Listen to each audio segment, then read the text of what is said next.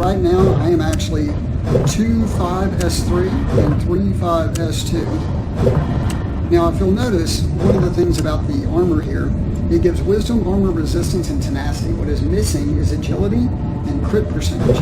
Now, I'm still using the fully maxed heritage, which gives me crit chance modifier. And if we go look at stats real quick, I'll show you why this is going to make a big difference for us. So, crit chance modifier, I still have a 50% chance at critting a shot, and that matters. So I'll go and show you what jewelry I wear here too. So I actually use both the occult ring and the occult ring because I want that crit chance modifier, and again we'll talk about why in just a second. Now for the neck, I try to get a little bit more tanky, so I actually use this hero hunting necklace. Number one, it gives me some crit damage modifier, a bit of physical might, which is going to give me some armor. Oh, no, actually that's strength. But the agility is back to some of the crit percentage. Actually, I have a, there it is. So, also have a crit chance modifier, defense strength modifier necklace, if I want to wear it as well. There we go, that's better. Okay. So now if we go back and look,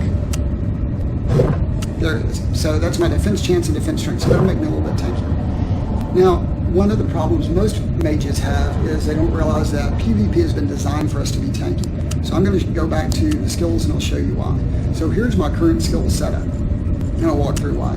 So I actually use this one for the extra chance to launch a missile. The more times you launch any attack, the more opportunities you have to crit. And you want to crit, and it's less about the damage on the crit as much as it is about the number of times you crit. When I use blades, of course, in PvP, I'm going to use the blades that give me the 10% shield. When I use Fire Burst, I'm actually going to use the one that crits the extra 50% crit chance at all times.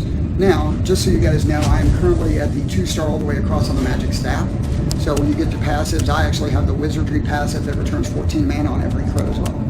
So, we go back to Arctic Blast. Now, they just did the new upgrade that will allow 40% chance to refresh. It depends because it's still only a 2-second freeze. For me, generally, I still like to have the longer freeze because I have to be able to freeze blades and then get in there and get a half-second to cast Electro Ring to be able to stun them so that I can get a meteor off.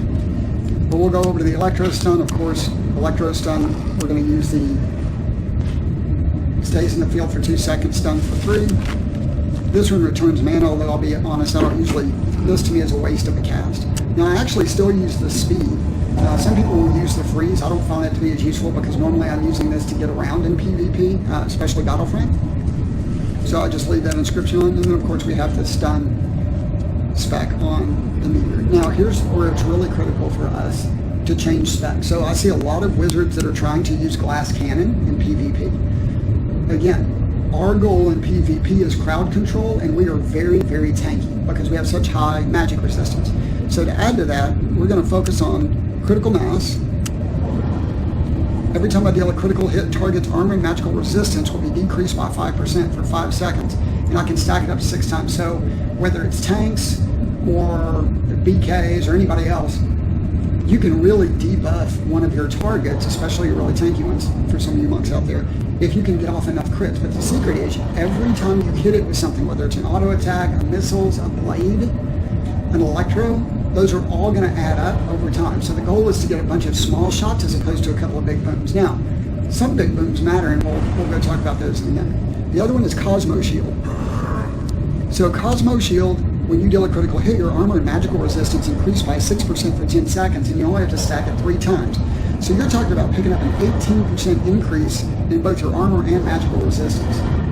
Those are really going to be huge, especially when fighting rangers. So, let's go back to general specs. I'll go ahead and show you my cards. I'm a Hero 7, so fairly low. You haven't seen me spend a bunch of money. But if you'll notice, I use Magic Staff. Totally like, now I did get lucky on a dead server to get a Dragon card up to 4-star. So I'll take it. But you can see, I don't really have the levels up too high, 20, 14, but 14 is where it is all the way across for the purpose of the second benefit. So with that, we'll kind of talk about the rotation in a second. Always get a water bed. So the rotation for most archers is going to be freeze. When you freeze, they're going to blink. Now what's interesting is when they sneak, they're still going to be frozen in the same spot. So your goal is to get freeze and blades as quickly as possible. because the blades will still hit them while they're invisible as well. And you don't have to have target on them. If you'll remember where you froze, you can still run into them, and then you're going to hit Electro. After the Electro stuns them, you're going to be able to drop your meteor. When you drop your meteor, pretty much it's game over, because once they stun out, you're going to hit your fireball, and you're going to hit your missiles. You can hit them in any order, as a matter of fact.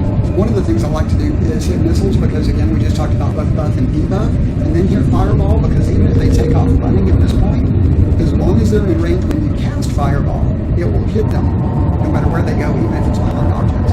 So you can debuff them and launch it, and even if they run away, just stand where you are, and usually the burn damage will kill them off. So anyway, this is the first part of specs and rotations for PvP for me. Again, I go really tanky, and we'll go back to stats for just a second so you can understand why.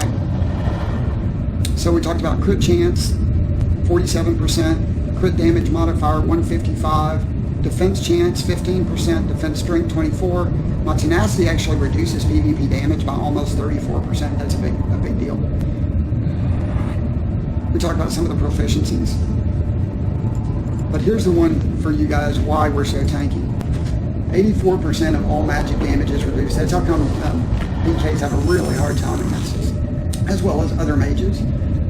The downside for us is this one, 62% physical damage reduction. That's how come archers crush us. Anyway, so hopefully this is helpful in giving you guys at least a starter on some of the rotations that we use to get to archers specifically. So things that we match up really well with, we crush BK, so we can kill Blood Knights pretty fast. We can actually debuff tanks, but one of the things we start to chip away at them, as well as monks. For the most part, it's almost a blow-by-blow against mages, because they're pretty tanky too. So if you get to the point before they do, you can either leave a contested or own the point, and they can't get you off of it. And then finally, archers are always going to be a pain. So even now, as fully geared up as I am, even after the adjustments, it's still very difficult for me to survive a rifle archer, depending on where they're at. I'm usually 50-50 if they're lower geared than I am. I may win 1 in 3 if they're higher geared than I am, and I just happen to get lucky on one of the stunts. So anyway, hopefully that will help. This is a first tutorial on Mage PvP in Battlefield. Talk to you soon.